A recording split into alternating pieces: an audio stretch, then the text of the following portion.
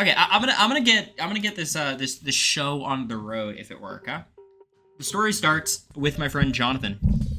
You guys know Jonathan. I believe someone in the chat is in love with Jonathan. Is that right? So Jonathan, he was in high school and he was looking for some employment opportunities. He wanted to build up his resume, make some money, hopefully do something that isn't too time intensive.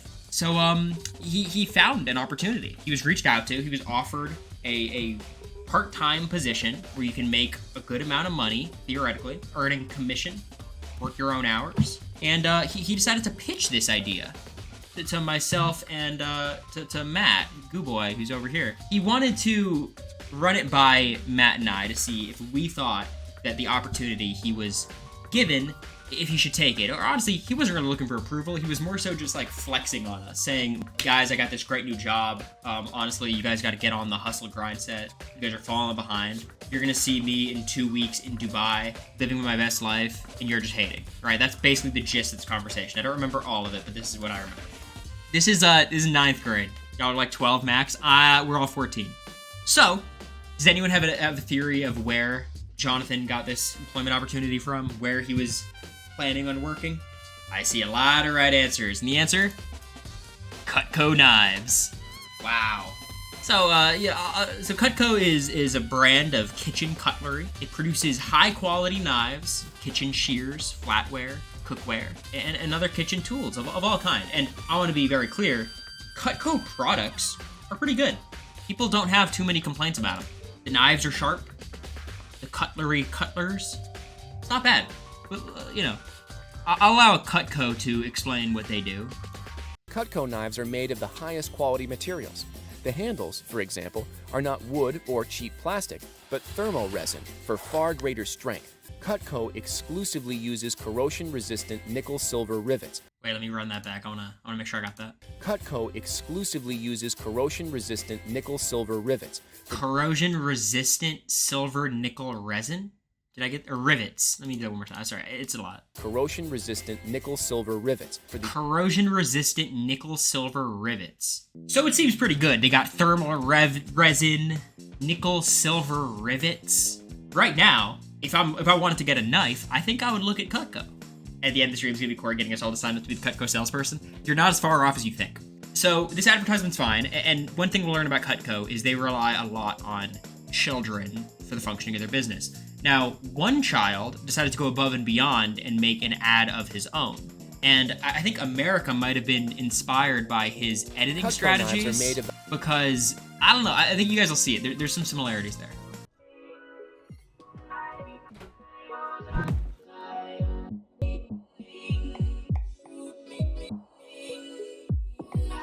Balloon Animals and Horses says, not the yarmulke.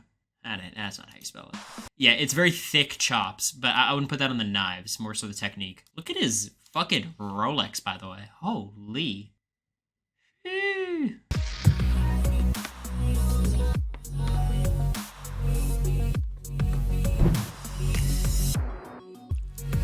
You gotta pour some Sprite on it. That's how you draw out the flavor. You guys see the America comparisons here, right?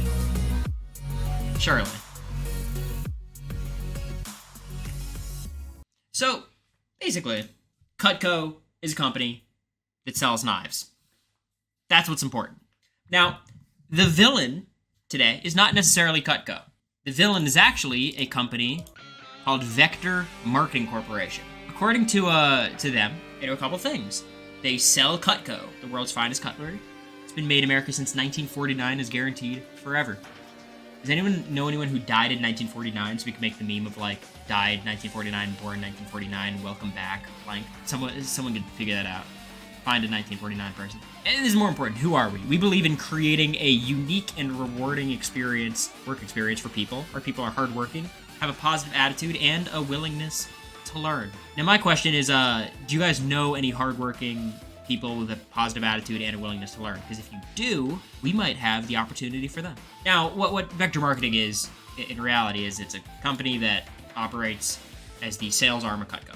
This is just the name of the company. And you might be saying, well, why are we creating this like separate corporate umbrella? Well, the reason is so they can market to potential, sales people in a much more vague manner. Which leads us to our first step in the Cutco scheme. And I don't use that word flippantly. Like, this is a bit of a scheme. So here is their strategy. Here's an example of the dubious recruiting practices of Cutco, or in reality, vector marketing. So vector marketing, that's what it says in the envelope. It doesn't say Cutco, it's vector marketing. It sounds kind of legit, right? Especially if you don't know what it is. Felicia, I didn't even notice that. It was just the stamp that came on this picture. So vector marketing sends out these notes, these letters, to a ton of college students in the California area. And on the outside of the letter, it says, time-sensitive information enclosed. It says vector marketing. I'm a college student. I wanna work. I wanna get some money. I'm gonna open this shit. And it says a couple things. Important opportunity for students in your area. Sounds like a win. Immediate openings for summer work. Look, I've applied to internships, jobs. That shit is fucking stressful. If they have openings, this is huge. Starting pay is excellent. I like that. No experience needed. Based on this, I should fucking work at vector marketing. Now, it's interesting. It lists all of this stuff, but what it doesn't list is what the company is. Here's what they label themselves as in this letter that they've sent to thousands of college students, tens of thousands. We are an international company established in 1981. Now, there's no lies being told here. But there's also no fucking truths being told either. This is... By reading this letter that was sent out to thousands, I don't know I'm fucking selling knives, especially as a child, and at least these people are college students. Their recruitment to high school is a little bit more problematic, and then we get to middle school, which is still problematic, but gets kind of cute, like a little middle schooler walking around being like, hey, do you want to buy these knives? Very, very shady marketing practices. Now, that's step one. Once we get the children in, step two is simple. Children sell knives. Now you might be saying, well, okay, they say the pay is so good, what is the pay? It's two options. $21 per appointment or a 10% commission. Now, Cutco knives are pretty expensive. Like, to get a Cutco knife, it's like 80, 100 bucks. So the 10% commission sometimes works out to like an actual solid amount. But even if the person who you're having an appointment with doesn't buy anything, you still get 21 bucks. So there's a strategy of like, hey, I'm just gonna make 20 fucking meetings, not sell any knives, and collect my money. And here's the weird part. The onus for setting up these meetings falls on who? What do you think? A lot of good answers. The children, the child, the 12-year-old. You. Us. Kids. Yes. So, the way they design this program is it's door-to-door, person-to-person marketing. They used to do this with Tupperware as the big ones, like suburban stay-at-home moms would have Tupperware parties where they sell Tupperware to all the other moms, and then they would recruit them into whatever. But that's not what actually happens. What do you think actually happens? They have a meeting with their parents and their aunts and their uncles and their grandma and their grandpa. And this could have some pretty, I would say funny, but the effects can be serious too. So you just guilt people. It's just so unethical the way they go about it. But I mean, I was an impressionable kid, but even I, like a couple months in, I was like, this feels shady though. Yeah, not great. Right. The kids are selling knives, and they're basically selling knives to their parents. And if your kid comes to you and is like, hey, can you buy a knife? I have this new job. I think you're probably going to be more likely to buy it. Now, here's step three. And this is where Cutco goes from like, this is probably a multi-level marketing scheme to, this is a fucking multi-level marketing scheme. Children recruit their friends, other children, at the playground to sell knives. Before we jump into that, let's answer a couple questions. Is Cutco an MLM? And to answer that, we need to know what an MLM is. This is according to the FTC. Multi-level marketing companies sell their products or services through person-to-person sales. It means you're selling directly to other people, maybe from your home, customer's home, or online. In Cutco's case, it is almost exclusively online. And if you're working for an MLM, there's two things you're going to be doing. Selling a product door-to-door, and you're convincing others to join the MLM. Now, I want to talk about my experience with Cutco. I never worked for Cutco, but I was offered a job at Cutco. You might say, Corey, why did you turn this down? This could have been a huge opportunity for you. At this point, you could have been high up the Cutco corporate ladder, and you guys might be right. That's something I have to reconcile with. But I did have a bit of a brush with Cutco. So Jonathan, obviously, is reaching out to me about Cutco, and I'm like, okay. This is not the first time I've heard about Cutco in the past couple of weeks. My friend Tess has started working at Cutco weeks before. And when I was talking to Tess about it, I was like, this is a pyramid scheme, right? and she was fully aware. Now, here's the thing about pyramid schemes. If you're really good at pyramid scheming, you could still make some money. So she had meetings, she sold knives, she made some money out of it. Now, here's the part that made her quit Cutco. I receive a DM that says, Corey, our friend Tess recommended you to be one of our Cutco salespeople. She said you would do a great job, and would you like to set up a call to discuss details? What? So I reach out to Tess. I'm like, I just got this text. Like, what's going on? She goes, I have no idea. I've never mentioned your name. They went into her contacts and, like, mass messaged people. Like, they look like Instagram followers and shit. Hey, you want to join your friend in this money-making opportunity? No, I don't want to join. Scheme. They got my boy Seth with that. Hey, could we get a RIP in the chat for Seth? If any of you run into Seth, send him my regards. So, yeah, Tess left Cutco. Cutco lost one of its best salespeople. Tragedy. And since then, they haven't sold a single knife, I hear. So, that's my experience with the company. The question is, why do you think they use kids? But I want to hear your guys' theories first. Easy target, 100%. Gullible, 1,000,000,000%. Easy to manipulate, for sure.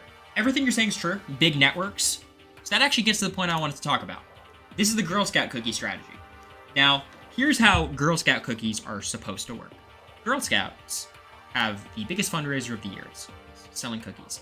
Now, they're supposed to set up in front of grocery stores or go door to door or sell them in their neighborhood park, whatever. And how this actually works is most of the time Girl Scouts sell to their parents or their grandparents, or they have their parents take Girl Scout cookies into the office and then sell to their coworkers and shit like that.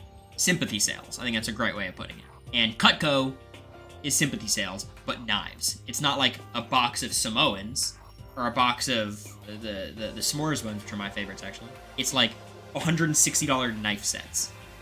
Kind of weird stuff. The funny thing is, instead of kids selling cookies, it's children selling knives. Yes, this is Jonathan. This is before his growth spurt. Like, that's weird, right? Like, if you met, like, a 12-year-old and they're like, I have a job, you're like, oh, that's cool, what do you do? And they go, I sell knives. That should shock us, because that's a strange job. How did no one injure themselves? Wait, it's actually a pretty bizarre system. So this actually leads us into the final step of Cutco. Getting sued. A lot. Wait, Arbin gifted a sub to Seth Knife. It's fucked up, Arbin. Honestly, Seth needs it, though. So step 4 is to get sued. Now, I'm going to walk you through a series of lawsuits. So first, we start at 1990. It's not a new MLM. The Arizona Attorney General sued the company in 1990, which required the business to reform its deceptive recruiting practices according to The Independent. Now, Wisconsin actually jumped on this lawsuit, suing them for the same thing, and they won as well. Now, what do you think Cutco's solution was to recruiting in a deceptive way? What are the actionable steps they took? They stopped selling shit in Arizona and Wisconsin. They said, my way or the highway, and my way, scamming children. And if you're not going to let me do it, we're not doing it here. Get the fuck out of there. F those kids. Exactly. They stand on business? I think so. Which takes us to our next case, 2008. Vector marketing. Again, the idea that they're vector marketing, not Cutco, helps a lot in terms of their marketing. Faced a $13 million suit to its contractors in California when an employee alleged that she had to pay $100 for her knife kit and was never paid for training. So basically, you have to pay for the knives that you can sell. But they don't pay you for the time when you're training, which is required. If you're doing like a training period at a job, they have to pay you for that training period. And Cutco wasn't doing that. Now, why were they not doing that? Because they didn't have to. Why did they not have to? Because they were kids. Kids don't know. Kids don't know what they're entitled to. You know, again, they lose this suit as well. Cutco is getting beaten on every angle.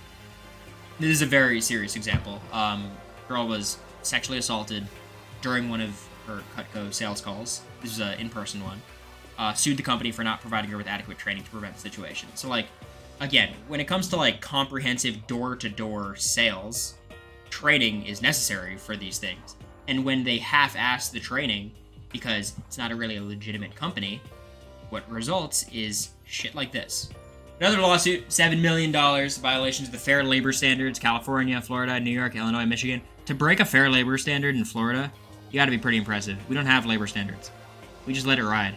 Step 4, get sued. They always get sued, but the thing is, it doesn't matter, because they make so much money that they have, like, money set aside for their inevitable lawsuits. Now, this leads us to a couple of final questions that I want you guys to answer. And I want to see if you guys get these right. Is Cutco a scam? I'm going to run a poll. Let's see if you guys know the answer. I'm so proud of you guys. I'm so proud of you guys that you guys were listening. 70% say no, and y'all are correct. Cutco's not a scam. They sell knives. The knives they sell are fine. They're as advertised. Is Cutco a multi-level marketing scheme? Yes. We don't need a poll for this one. It is door-to-door, person-to-person sales, and while they don't necessarily, there's no like incentives for recruiting people, you don't get like part of their commission, they do predatorily recruit your friends. So yes, it's MLM. And now, this is the final question, and I want you guys to be honest with me, okay? Should I apply? Hear me out. You guys saw me in the Big Brother house. Do you think I would be a good salesman for Cutco knives? Who are you going to sell to us? Would you guys buy Cutco knives from me? Because if I could set up 521 meetings, let's just run the math. I've got my calculator up here. That's almost $11,000. Now, here's the thing. All of you can also become Cutco salespeople and sell to each other. So if all 521 of us have Cutco meetings with all 521 of us, that means this $11,000 number gets multiplied by 521. All of a sudden, this chat is working with $5.7 million. And you know what we can do with $5.7 million? Buy a lot of knives. That's our little presentation for today. That's Corey 101. First episode of it. This is obviously going to become a YouTube video. You know, I hope you guys enjoyed. I thought it was a fun stream.